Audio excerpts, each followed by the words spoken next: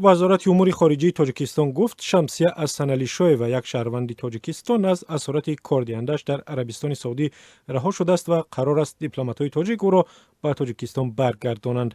دپارتمنت اطلاعات مطبوعات و تحلیل وزارت امور خارجی روز 31 می در پاسخ رسمی به رادیو آزادی گفت وضع صحتی اسانعلی‌شویeva خوب است و در سفارت تاجیکستان در ریاض برای شرایط خوب معیشی و استراحتی فراهم آورده شده است. وزارت میگوید دیپلمات‌های تاجیک در شایگری عربستان سعودی از روز 19 می پیوسته از احوال شهروند شمسیه اسانعلی‌شویeva باخبر بودند و برای حل فوری مشکلات شمسیه با شرکت کاردهنده خالد العتیبی اویل آفیس فور سرویسز گفتگوی زیادی انجام دادند. شمسیه اسانعلی‌شویeva دو روز پیشتر از این در صحبت با رادیو آزادی از شهر ریاض شکایت کرد که کاردهنده‌اش در عربستان او را عذاب و شکنجه داده است و بعد مراجعت او به پلیس مقامات انتظامی آمده او را از خانه‌ای که کار میکرد آزاد کرده بردند.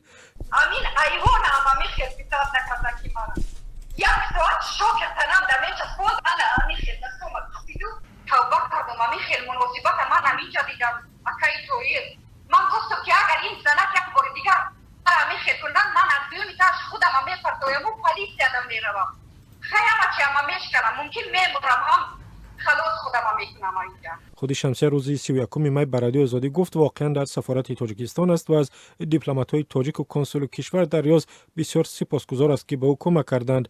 وزارت امور خارجی در نامه خود به رادیو آزادی گفته است شناسنامه شمسیه اسانعلی‌شویeva را شام 30 می از کاردی‌هنداش گرفت و خود شمسیه را به سفارت آورد. شمسیه اسانعلی‌شویeva که سال گذشته برای کار به عربستان سعودی رفته است به رادیو آزادی گفت از بس که برخلاف قرارداد به او کار زیاد می‌فرمودند خواست کار را بس کند ولی صاحب خانه با طلب برگردانیدن $2000 که برای به کار گرفتن او صرف کرده است شمسیه را زیر عذاب و شکنجه گرفت. گزارش‌ها درباره بدرفتاری با خدمتگاران در عربستان سعودی بسیار زیاد است و به خصوص بدرفتاری با خدمتگاران از هند و فیلیپین و بنگلادش که مردمانشان به اینجا برای کار می‌آیند. اما بار اول است که یک شهروند تاجیکستان به دلیل بدرفتاری با او به مقامات پلیس عربستان سعودی و دیپلمات‌های تاجیک مراجعت کرده است.